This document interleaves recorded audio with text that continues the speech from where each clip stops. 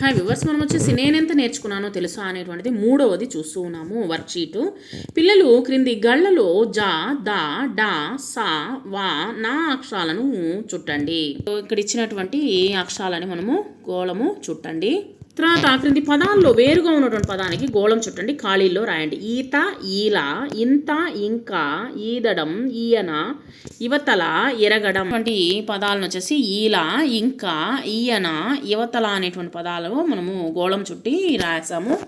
తర్వాత క్రింది చిత్రాలకు పదాలను జత చేయండి. ఒక పక్క వచ్చేసి జడ, దండ, మంట, ఈగా ఉన్నాయి, వాటిని జత చేయండి.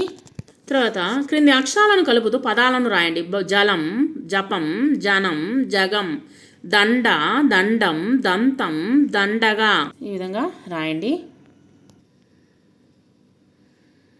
క్రింది పదాలు జతపరచండి, రాయండి. పడవ, నడపడం, ఊయల ఊగడం, ఆట ఆడడం, ఈ విధంగా రాయండి. క్రింది గళ్ళలోని అక్షరాలతో ఏర్పడేటువంటి పదాలను రాయండి. ఇచ్చినటువంటి పదాలను ఇక్కడ ఇచ్చినటువంటి అక్షరాలతో పదాలు అనేటువంటి రాద్దాము. పడవ, ఊయల, తబల, గంట, వడ, రకం, గంట, పంట, మంట, వంట, గంగ, బలం, లత, బయట, గంప, ఇంకా అనేకమైన రకాలైనటువంటి పదాలని మనం రాయొచ్చు అనమాట. తర్వాత పిల్లలు ఈక చిత్రం గీయండి, రంగు వేయండి. ఈక చిత్రం వేసి రంగులు అనేటువంటిది వేయండి.